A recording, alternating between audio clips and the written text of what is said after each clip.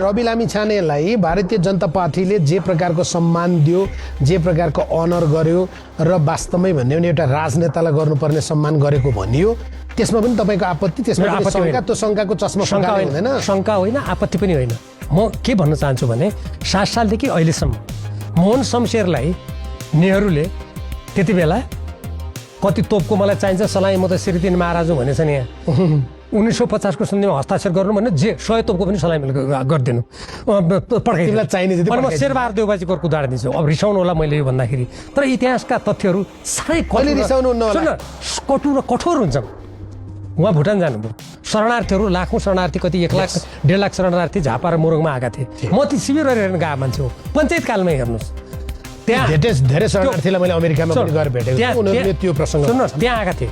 उहाँ त्यहाँ जानुभयो, उहाँको त्यहाँ स्वागत यस्तो स्वागत भयो थिम्पूमा, उहाँले यस्तो सम्झौतामा हस्ताक्षर गर्नुभयो, नेपाल फेरि कहिले पनि शरणार्थीको कुरामा हातमाथि गरेर उठ्न नसक्ने अवस्थामा पुग्यो।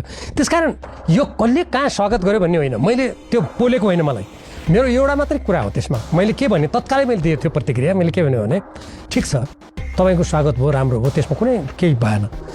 तपाईँको त्यो स्वागत भनेको त्यो वास्तवमा नेपालको हितमा, दुई देशको बिचमा समझदारी भएको र परिणाममा देखाउनुहोस् भनेको थिएँ मैले। परिणाममा के देखेँ त मैले भने सुस्तामा भारतीय सुरक्षाकर्मीले परेर खेलेको देखेँ। दार्चुलामा हेलिकप्टरले हाम्रो सीमा मिचेको देखेँ।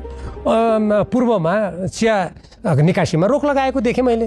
त्यसकारण के हुन्छ भने कुनै देशले तपाईँको घरमा आउँदा तपाईँले मलाई सद्भाव देखाउनु भएको छ भने त त्यो त व्यवहारमा देखिनु पर्यो भनायो मेरो। पोल्ने किन पोल्ने?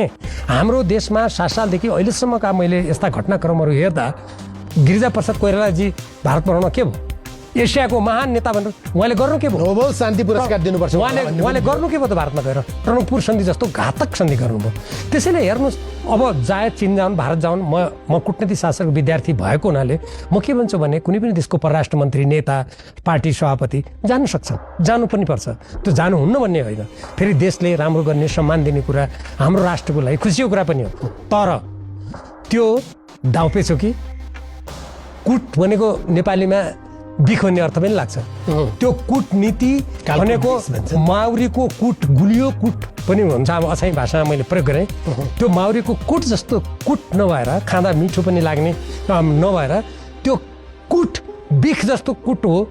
यो नछुट्याउन सक्ने मान्छेले म देश हाँक्छु, देशलाई माथि लगाउँछु भनेर दिने कुरा नि गफमा त होला, परिणाममा केही पनि हो।